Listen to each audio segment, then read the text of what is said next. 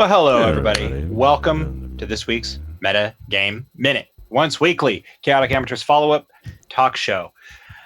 So actually, if I can, I'd like to hijack the Metagame Minute a bit and please tell you what's going to happen for the next few episodes. This is an idea I was playing around with, and I kind of liked this way of doing it. We're going to do one-on-one sessions. Yes. Each of you is going to have a vision of some sort, a dream, and we are going to tell the story of how this thing got here. Oh, yes. So cool. We'll get that set up, each of you, and it's something, the Metagame Minute, I'll tell you, you're each having these dreams. So any information you kind of gather in them, you retain. Oh, dope, man. Yeah. Matrix was alive. In real life. What's that? If we die in the Matrix, do we die in real life? If you die in the dream, in the Matrix, you may die in real life. It's tough to say. That I will not spoil for you. But I've got a unique story for each of you that we will go through. Exciting. The format will be, you will be playing as kind of a side character to one of the family members or some other member of the Chateau de Magnus. Oh, wow. And mechanically, you'll just play your character. It's kind of like a dream state, If Gaston doesn't have the abilities you have, it's a dream, and so we're going to just hand wave all of that way. So Sweet. That is what we will be doing for the next 5 episodes, and then we will pick up after that. So then, as far as just technically, we can kind of schedule. We could, if we could get them all done basically in a week, depending on people's schedules. Like he could, right. And so. I would have 4 months till we get there. Yeah, but also let's get this fucking adventure going here. I want to see the shit. Yeah, I agree. Mainly because I don't want it to be months and months and months of us playing individually before we get to play together again. So I think if we can try to bang it out like over the next 2 weeks or something like that, Caleb, if I could have access to the Zoom thing, because I want to keep the quality what it is. And then I'll be the tech guy in on everybody's thing, and I'll mute my mic and just be in on everybody's session and just record it and that sort of stuff. Cool. I want to hang out too. Yeah, I was gonna say. Should we all get together every night and just like? Oh my God, we could do side commentary tracks for the players in a different call. We could. I like the idea of each of you kind of having this story, and when you come out of it at the end, rejoining, you each kind of have some sort of piece of the puzzle, like Captain Planet. Yeah, dang. That's a really cool idea, and I'm happy to honor that. That'll be really great. Yeah, I'm pretty excited. I've gone through the stories a bit, and it should be fun. So does that mean we all have to declare everything? Like we're all going to be doing the? Well, it's you're having the dream, so you don't have to. No. Okay. I think I do. Just kidding. That's gonna be great. Before I pass it off, Alex, is there anything else that you wanted to touch on from this episode? I mean, we finally got to this big bad, and I gotta say, like, I was like, man, this is going a lot better than I thought. Yeah. No, I'm not going to make it easy on you. This being Metagame Minute, if you want to see what this thing looks like, it is an aboleth. Oh! Googling.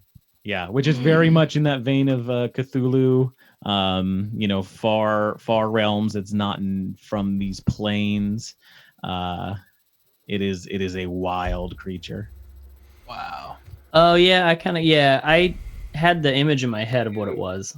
Nice. Ew! It's way grosser, and what you described it really as a gross thing. So yeah, it's pretty. So, yeah, it's I pretty was gross. just I've been just read the newest Dresden Files book, and one of the main factions in there, they're called the Fomor, and they're kind of like a watery fear of missing out. Yeah, dude, FOMOs. Yeah. But they're kind of like the watery sort of branch of like the Fey realm. And when you were describing the creature and how it used water and all this, and you described like the tentacles and the shark fins, I was like, oh my God, like this was just in the latest Dresden Files book. Like it seems awesome because they're kind of like the big bad right now. So Dresden Files kind of mirroring my D&D campaign. Nice, I'm excited for that. Let's go regular horn order. Dash, Mr. Wolf busting out the Raven Spearmint. Finally, I mean, I know you used it a couple times, but it might actually come in handy for your dream mission here. Where's Mr. Wolf at? You know, with Gaston coming back, with just like, all right, let's go kill this thing and get it over with, all that. Well, as always, he just wants to prove himself in combat. So as long as there's combat, he's pretty happy. And he wants to appease his god Cord by overcoming great challenges. And this is a great challenge. And once he... okay, why... I hate this. Stop. I hate this so much. Come on. Oh my gosh. Okay. All right. Sorry, it's not your turn. Yeah. So, this is, and now he's going to be in a world he's very unfamiliar with. Now that I know what the next episode is going to be, I would like to think that, he's not going to know. He's not going to be comfortable with this. Obviously, no one's going to be comfortable, but him especially. He takes such pride in his physical prowess that he'll be present, but he knows he's not physically present, and he'll probably have a hard time dealing with this psychologically. Maybe he might finally mentally break. We're all waiting for it. maybe the PTSD from the war is going to have an effect. He just becomes like a berserker from Nordic mythology, just high on shrooms, just raging naked against his enemies all the time. Yeah, maybe I meld with like the shadowy realm with which I am in, and I become like an ethereal warrior. Maybe I gain new abilities. Maybe I become godlike. Maybe I fight Cord at the end of this whole season, and I kill him, and I take his powers, and I'm a god now. I'm Cord now. I'm a god. Yes. And then the next season is I'm God.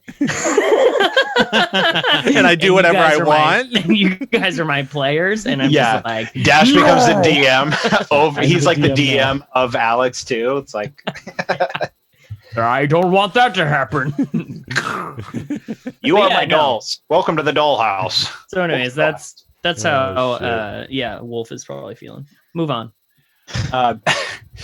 Bentley, Riff got a chance to throw your shadow chucks, do all this sort of stuff. Yeah. I didn't know that you had shape water. One thing I was thinking was like, man, that would have been helpful a couple times, like breaking locks and stuff, because I'm pretty sure you can use like shape water to like freeze it and like expand and like break locks and things. I don't know. Maybe Alex wouldn't have went for that, but look at Alex. I've seen it in Adventure League play before, so it is kosher. I'm not Iceman. Yeah, but you can't. You can't freeze it with shape water, can you? Yeah, you can. Yeah, absolutely. All right. Yeah, you can freeze it, and what I've seen in Adventure League is they like take water from their flask and like put it in a lock and then freeze it, and it expands and like just breaks open the lock or whatever. Like a padlock. I love that you have Mold Earth too. That combination seems like so much really fun. good. Yeah, That makes my job so much easier. But what else is Riff thinking, Bentley? Oh shit! You can freeze it. Yeah, I've been using it in another campaign, so I just used it last night. Riff thinking. I was really happy with that 29 damage. Oh yeah, with my shadow chucks, that's pretty great. And then, I mean, it worked out that it was a crit, obviously, but I don't know. I as a player, outside of this, like after our last session, I was messaging with Alex and saying, okay, here's where we're at. What we just recorded right now was the last 2 episodes in October. And so now all of the 5 weeks of November, each one of us gets an episode. I was like looking at it mathematically.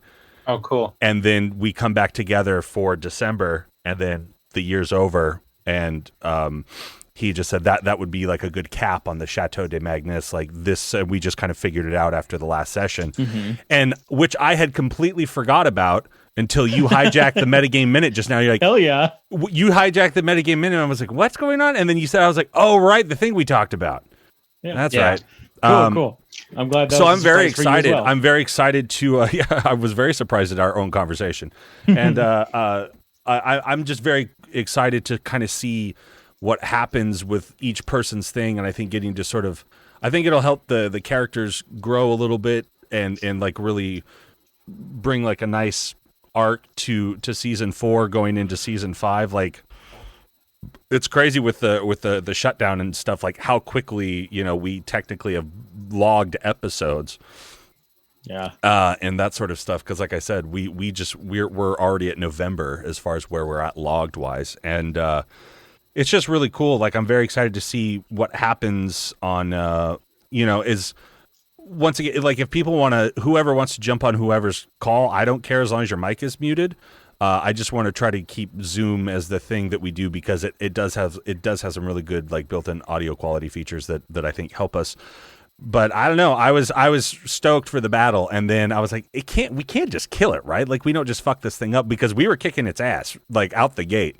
I was like, we can't just, we're not just gonna win this, right? Like, and then he did like, we all go to sleepy time, Mr. Sandman stuff, and I was like, what's happening? So I'm excited. I'm excited to see the adventure that Alex comes up with us individually, and hopefully Scory doesn't try to fucking steal a shield for an hour. I hope so too. The interesting thing is that nobody knows what you're talking about except for me, you, and maybe Rhett. Oh, we brought it up multiple times. Yeah, it's been talked about. It'll never see the light of day.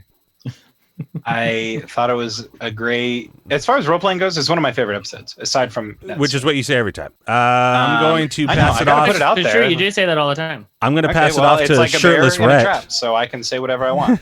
Yeah, he's stuck in that trap. He'll just say whatever he wants. Exactly. But yeah, so. Yeah, I was a little embarrassed by that dumb Strummer moment with like disguised self, but I was hoping to just like make a quick little point with Scory, who then just ignored me, and I was like, "You son of a bitch! I gotta keep going." I think it was perfect that way. I thought it was super funny. Mimicked him for like hours, and then at the end was like, "See, have you learned a lesson? No. Well, all right then." See, I was kind of thinking like, after going to bed, like I could wake up earlier than him and disguise self, and then just like pretend to be him, do the whole like Spider-Man meme, you know. Then I was like, "That was just too far." I hated the idea, but it was like, I mean, this is the whole Kenku thing. I can copy people's voices. I have disguised self and all this. So, so yeah, I thought it was kind funny. of embarrassed that that went. Yeah, well, I'm glad. You were just following him around like the rest of the evening and be like, "No, what are you doing? What are you doing?" But see, that was kind of the thing, because Strummer is the type that does not just trust appearances very easily. Like he came up in the bitterness, the bitter struggle of the, like the deep woods, the streets, where sometimes things are not as they seem, and like a plant that looks edible is not edible, or a plant that looks poisonous is not poisonous, or a creature that looks docile is dangerous, and all of these sorts of things. And so a guy comes in and he's like, "Hey, I'm this person's guy. Look at," and he conveniently stands next to a painting and all this. It's like, well, wait a minute. That's gosh darn Scooby-Doo. Yeah. You know, so I was. I forgot that you were a Kenku, so like that player choice makes much more sense now. Right. Okay. I'm glad. So, you know, I kind of wanted to challenge that a little bit, while also just being like, all right, it makes sense. It makes sense, like, to the player, but and then as far as going and fighting the creature and all this, you know, I kind of thought that it was, you know, I became a little concerned when Alex didn't have us roll initiative, really. Mm-hmm. And I was like, what? Okay, I guess we'll just like wail on this guy, then we'll get initiative. All right, cool. Yeah, he was so flippant about, sure, you can throw up Dust Devil. Whatever you want. Yeah. And then exactly. It's like something's not right here. So, and I was kind of wondering, and I kind of had a feeling, and I was looking at the timer myself, and I was like, is something going to happen, and we're just going to have to end on a cliffhanger with all of us like getting our bobos blasted, which I thought it was like perfectly timed to the episode of the podcast. So I thought that was great how it all worked out. Well done. Otherwise, you know, Strummer was just looking forward to filling this dude up with arrows and moving on with life. But we'll have to see. I mean, being the way he is, he's not totally, I think, unfamiliar with like the spirit journey type thing here, but I think this one might be a little bit more intense than what he's used to. So, Scory, Caleb, or are you actually? How can we know for sure? How can we know for sure? I really liked how your reading came up uncertain. I thought that was like, I was like, oh dang, dude, the runes knew like from the get go. Totally. So I'm really excited about what you've laid out for us, Alex. I'm looking forward to get to our solo adventures. I must say though, being the metagame minute and knowing the name of the creature that we're up against and seeing the stats, I'm really kind of upset with throwing up Dust Devil, seeing that it has a 21 strength. Because it's a strength check for that one. Yeah. So and it's not the vanilla stat block on there because this one is more powerful and can give its power to people. Okay. Yeah. Cool. So it's a little different than that. I was a little bummed to come up with such a badass name as the Ironbound and then find out that it was an aboleth. I was like, oh, bummer. Oh, no. It's the Ironbound Aboleth. Oh, yes. Even better. Yeah. So when you said that, I'm like, oh, that sounds way cool. Yeah. Nice. And it totally makes sense that we're fighting this thing, and you said it is showing us visions of the future, the past, and all that stuff. Because as I'm looking at the stat block, it's got a history of plus 12, perception plus 10. That is awesome. I'm just fanboying over this. It's a really unique creature. Page. Yeah. It's pretty cool. But so it's mostly just Caleb's metagame minute. I think this is cool, and I'm having fun. Scory doesn't have much input. His thinking for Dust Devil is that any kind of moisture gets wrapped up and doesn't come towards us. But who knows? And looking at my spells, what I prepared for the day, knowing that we were going up something like this. I apparently have shape water and create and destroy water. So, oh, nice. So I figured a druid might, but so I'll be taking those into the fight when it comes to that, for sure. Yeah, create water. That'll be really handy. Destroy water is another option. Anything else you want to say, or drop that water on them? Yeah, should we figure out how many gallons it is? Yeah. Just kidding. Anyway, Mr. Ball. Yeah, I got to ruin all your guys' first turn advantage stuff. That was awesome. It's awesome because no matter what, advantage is useful, and I only have it in specific scenarios, and I happen to probably get it in that one. I need advantage, so anytime you can impose it, it's going to benefit because otherwise, it just really made me giggle because that thing never hits. It's got a DC of 13, and it was like a 12, and I was like, "Oh shit, it actually hits!" No, I thought so. It was like, "Oh, cool." I was glad to see I don't get my. I was glad to see the trend. Like, oh, shit. The trend of you not being able to say it right still worked. Every time you've done it, you're like, "It's fair." The flyer, Fay Fly, Bobby Flay. I'm getting better at it. It has a real name. I should start using its real name, but maybe someday. Where else is Ball at? I know you're thinking of magically punching this dude, but yeah, that was a great punch.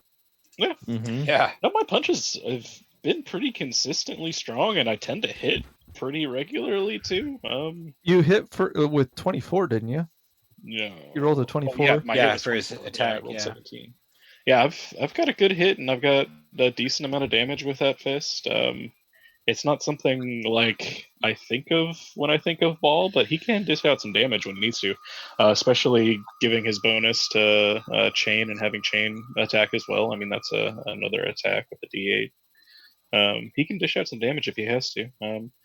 I'm just mostly interested in this next session and finding out more stuff and having like a solo quest. I think that's going to be a lot of fun. Yeah, that's about it. These will be the first solo adventure since Peleus, I guess. So yeah, that'll be exciting. I'm excited. All right. Anybody else have anything else they'd like to say, or? No, I thought it was a cool. I really appreciate how Alex has embraced the podcast format. With this, and just because I mean, which is, like I've said before, like why I had him come in last season a couple of times so he could get it, and I think he's just really open to suggestion and those sorts of things, like when we were talking about the scheduling and stuff, because I said you don't have to do this, but one thing that I thought was fun was like I would do a Halloween episode or a Christmas episode or whatever this thing, so like some individual stuff might be fun, and also like it could help us grow character wise and maybe tell more of the story that you want, because you have like you give each person a directive or an objective or something like that, so it's like we just leapfrog 10 episodes, 15 episodes worth of fucking shit, so we don't have to have a bunch of people talking all the time. Yeah. And so I'm very excited to see what everyone gets into, and this sort of Van Helsing otherworldly type sort of scenario that I mean, that's my thought process, based off of the family and the people we're around and that sort of stuff. This sort of monster hunter world and that sort of stuff. I'm very excited to see what he does with it. Cool. Alrighty, guys. Well, you heard it here first. This is the Metagame Minute, Chaotic Amateurs weekly wrap-up show, available free on Thursdays, wherever you get your podcast. Come back Monday. I guess we might have our first solo episode on Monday. Yeah. So we'll see you then, guys. Buckle up. This is going to be new for us, in a way, with Alex. Catch you then. Grab your sword, keep on adventuring.